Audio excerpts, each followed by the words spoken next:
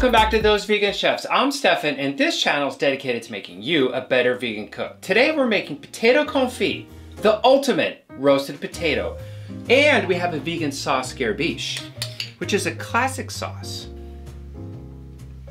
Next we have our beautiful mustard greens from my friend Liz. On top of the sauce Gribiche, we have our roasted potato confit tossed with chopped parsley. Can't forget our little confit gherkins and roasted garlic. And the finishing touch today is a drizzle of the beautiful aromatic potato confit oil, creating the perfect starter for your next meal. Let's make it. We're gonna start the potatoes with the brine. It's 3 easy steps. We're gonna brine it, we're gonna confit the potato, and then we're gonna roast it. We have a 1/4 cup sea salt, 2 tablespoons brown sugar, 1/2 tablespoon allspice berries. We're gonna bring this liquid to a boil to dissolve all of the sugar and the salt. We're gonna add our potatoes. We're gonna allow the potatoes to just sit at room temperature in the brine, 6 hours or overnight. The potatoes have sat overnight. We're gonna remove the potatoes and we're gonna pat the potatoes dry before we move on to the next step. Now it's time to start the confit liquid. We're starting with olive oil, just enough to cover the potatoes. We're gonna start with our aromatics. So we have sage, 4 bay leaf, a bunch of cornichons, and a bunch of garlic, and 1 tablespoon of salt. We're gonna gently warm the oil. Now we're gonna start adding our brined potatoes. We're gonna add more olive oil to just cover. I find it easier to actually put the potatoes in, see where the level is before we go crazy. Okay, so we have all the aromatics, the sage, the garlic, the bay leaf, the salt, the cornichons. Now we're gonna cover the oil. The beautiful thing about this recipe is now you have olive oil that is gonna be perfumed for sauteing, vinaigrettes. It's amazing. And you can save the brine for future pickling as well. So we have a few different products available for us. And we're just gonna rearrange this a little bit so this guy will slip right in there. So we have our potatoes covered. We're gently warming the pan. All right, the oven is preset to 250 degrees. We're gonna cover in the oven for 3 hours. All right, here's how we know when the potato's done. You just insert your paring knife and it should gently press into the potato with just a little bit of firm texture. That's it. Let the potatoes rest at room temperature until cool, and then pop it in the fridge. Let them set for 2 days, 3 days, but if you have to eat it, let it get cool and eat it the next day. Okay, the potatoes have been in the fridge for 2 days for me. And if you plan to keep them in the fridge longer than 2 days, make sure the entire potato is covered in fat. This is gonna keep the oxygen off of it, it's gonna keep it from drying out and essentially going bad. This is a preservation tool. So we're gonna use a clean fork to pull the potato out. If we use our hands, we could possibly be introducing bacteria to the oil, which we don't want to do. Now we're ready to cook them.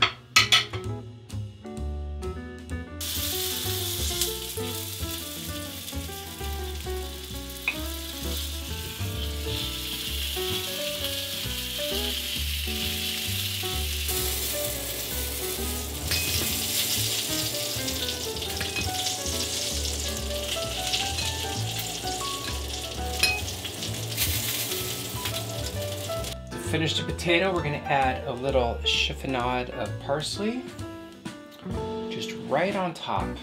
We're just gonna sprinkle this chiffonade right on top. Today we're gonna make the sauce Gribiche. We're gonna use firm tofu. We're gonna cut a quarter, that's gonna be our egg yolk puree. The other 3/4 we're gonna turn into the egg white. So let's get started.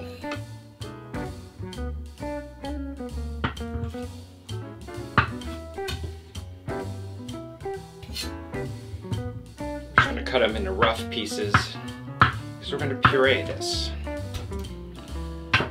We have a 1/4 cup of diced carrot. Pour just enough water to not even cover it all, because we're going to puree the water with the tofu and the carrots, but we don't want it too thin. We want a thick puree. Next, we're going to add our turmeric, our poultry seasoning, 1/4 teaspoon of each, and we're going to cook on low. The combination of the turmeric and the carrot is going to give us a really natural looking yellow. These are the little things that get overlooked in a lot of cooking videos that happen in restaurants. So I cooked the liquid down to almost au sec, almost dry. You can see we started with just enough liquid to cover the tofu and the carrots, and what we've done 2 things. One, we've reduced the liquid, totally intensifying the flavor. And 2, we have now given us control when we are pureeing the tofu and the carrots to add in the olive oil, the mustard, and maybe a touch of liquid to get the puree perfect consistency. Okay, we're gonna add our red wine vinegar. We're gonna hit it with our mustard. We're gonna hit it with our 2 tablespoons olive oil. And we're gonna see how this looks. We're gonna adjust as we puree.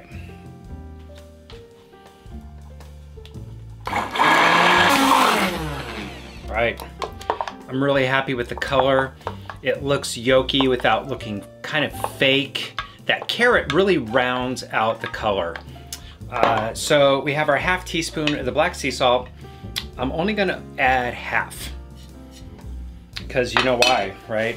It's easier to add than take away. I can't take it away. So we're gonna start with 1/2, see how that flavors up the yolk.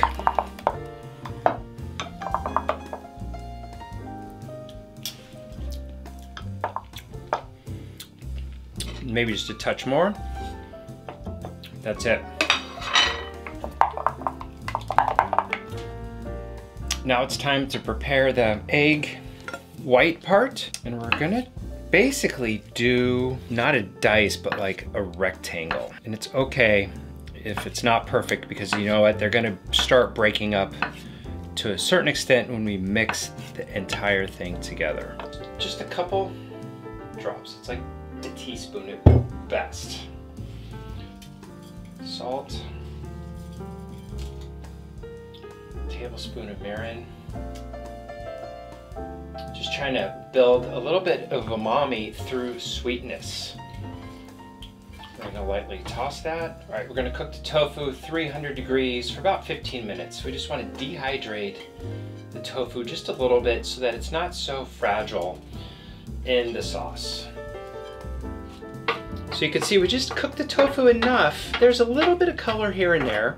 That's okay, but it's cooked enough to where it's firm, but it isn't like just totally falling apart. Okay, we're gonna start with a big spoonful of our egg yolk cream. We might need it all, we might not, but like I always say, it's easier to add than take away. Capers are going in. It's a little more than 2 tablespoons. I did 3. I mean, that's the gherkins, hello. Tablespoon of capers, our parsley.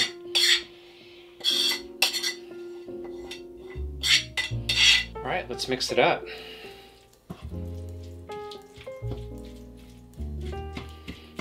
And I'm gonna go ahead and mix kind of vigorously here and actually start breaking up the tofu a little bit, because that's what would happen in a classic Gribiche sauce. The egg white would start to break up, and it's just a matter of us mixing enough to get the consistency of the sauce that we're looking for.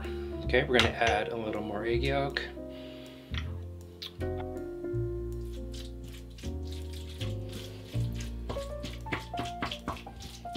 Let's do the first taste and see what's up. So we might have to make a couple adjustments. Nope.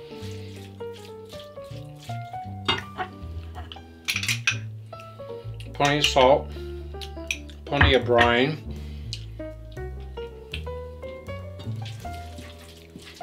So the sauce Gribiche was in the fridge and it set up and it got pretty thick. Now I like my sauce Gribiche chunky, but not quite this chunky. So we're gonna go ahead and we're gonna thin it down with a little bit of plant milk and a little bit of the oil that we used in the confit. Add just enough plant milk to thin it down. That was maybe 2 tablespoons. We're gonna start with the plant milk. We're gonna add a tablespoon of the oil.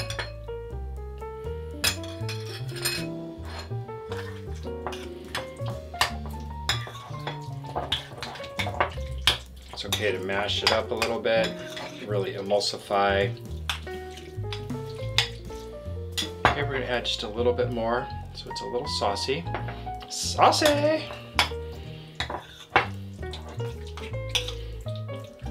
we go, I think that's perfect. It's creamy, it's chunky. There we go. All right, time to plate.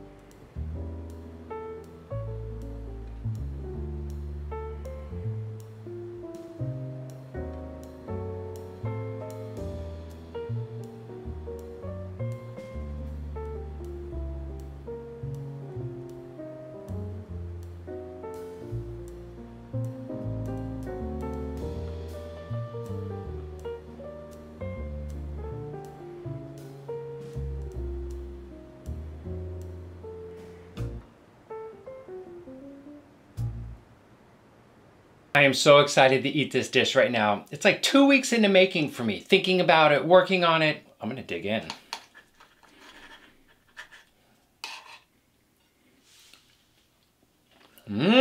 Dude, it's so good. The skin on the potato is so thin and crispy. The potato is creamy. The sauce Gribiche is full of aromatics and it's creamy, but it also has that little bit of acid that cleans up the whole dish. And then we have our beautiful mustard greens that are a little spicy. Woo! This dish is fire, everybody. As you know, I'll see you next week. Bye.